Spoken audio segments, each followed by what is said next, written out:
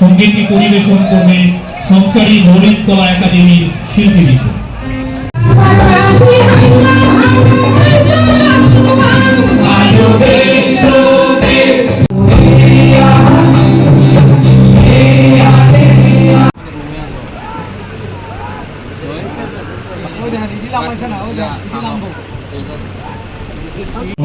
Doctor Shibnath Singh Jaiswal মহোদয়কে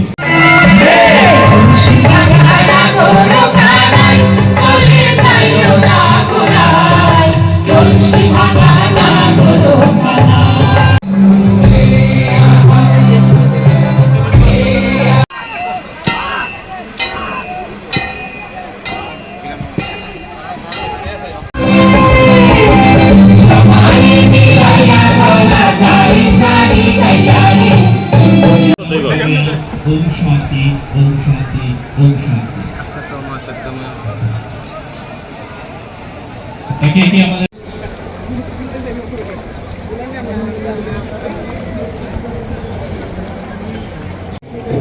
তোমরা আতলারো না, টিভি তুলবা আতলারো সবাই।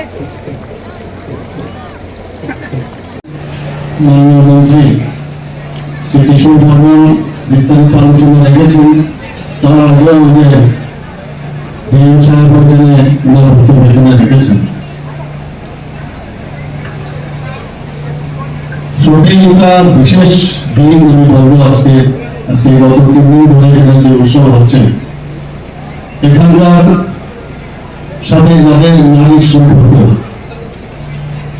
যাদের জীবন জীবিকার প্রশ্ন, যাদের সাথে একটা আর্থিক রিলেশন,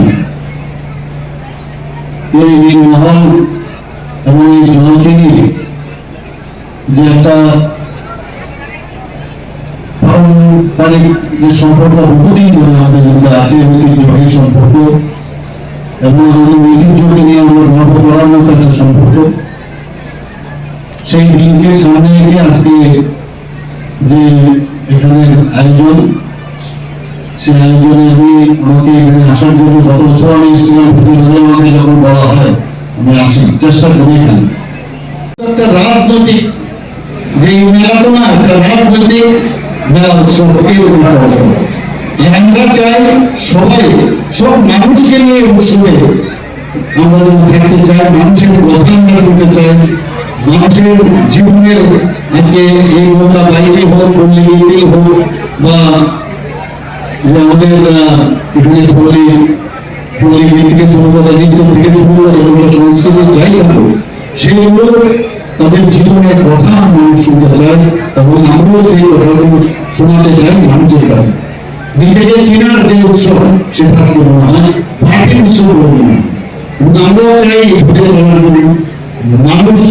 মানুষকে আমরা চাই যে ওনাদের উপর যেন আমরা বোঝানো আমাদের হয়, সেই কাজটা আমরা করছি। এর আগে আমরা দেখতাম কি হতো, সংস্কৃতির নামে কি হতো, সেগুলো কিন্তু এখন অনেকটা উঠে গেছে আমি বলবো। তারপরেও আমরা 35 বছরের রাজত্ব, 5 বছরের রাজত্ব, তার আগেও রাজত্ব আমরা দেখেছি। একটা সুস্থ সংস্কৃতি, মনোভাব সম্পূর্ণ একটা পরিবেশ তৈরি করা, সেটা কিন্তু আমরা করতে পেরেছি। আমি বলছি না 100% হয়ে গেছে, কারণ যে অপসংস্কৃতি এতদিন আমরা দেখে এসেছি ত্রিপুরাতে, তার থেকে বেরোতে গেলে একটা গণআন্দোলন দরকার। সবাই মিলে যদি আমরা চেষ্টা করি, শান্তি প্রতিষ্ঠিত হবে, সবার কথা বলার অধিকার থাকবে, প্রকাশ সুন্দরও অধিকার থাকতে হবে। সবাই মিলে মিশে আমরা এই এক ত্রিপুরা, শ্রেষ্ঠ ত্রিপুরা তৈরি করতে পারি, সেই বিষয়ে দায়িত্ব হবে। পর্যটন দপ্তর থেকে এবং এবারের যে সংস্কৃতি দপ্তর, আমাদের তথ্য সংস্কৃতি দপ্তর, মেলাগড় পুর পরিষদ এবং সিপাহীজলা যৌথ উদ্যোগে আজকে প্রতি বছরই ওনাদের এই উদ্যোগে, যৌথ উদ্যোগে এই ধরনের যে উৎসবের সূচনা হয়। এবং শুধু এখানে সবচেয়ে আজকে এখানে আমি যখন আসছিলাম, প্রচুর ছেলে মেয়ে বৃদ্ধ বনিতা সবাই মানুষ কিন্তু এখানে আসছে। মেয়ে হচ্ছে এখানে আজকের যে বিরাট যে বিষয়, সেটা হচ্ছে ঐতিহ্যবাহী নৌকা বাইচ, সেটা দেখার জন্য এখানে আসছে। আমি যখন এখানে এলাম, আমাদের মাননীয় মন্ত্রী উনি বলছিলেন প্রথমে কোনটা করবেন, আগে কি ওখানে যাবেন না আগে ভাষণটা দেবেন?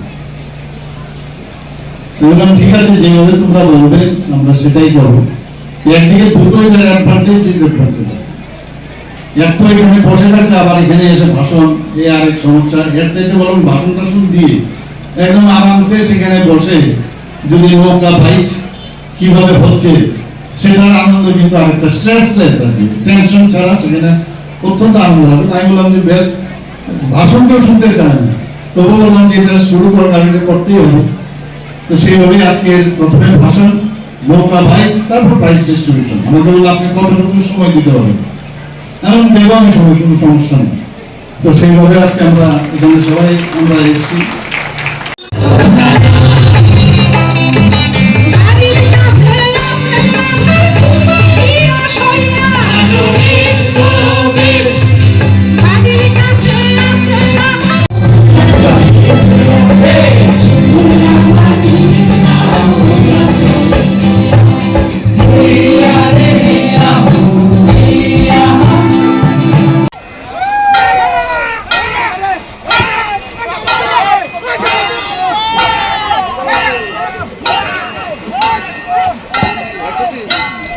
উদ্বোধনী সঙ্গীতটি পরিবেশন করবে সংসারী ললিতকলা একাডেমির শিল্পীবৃন্দ।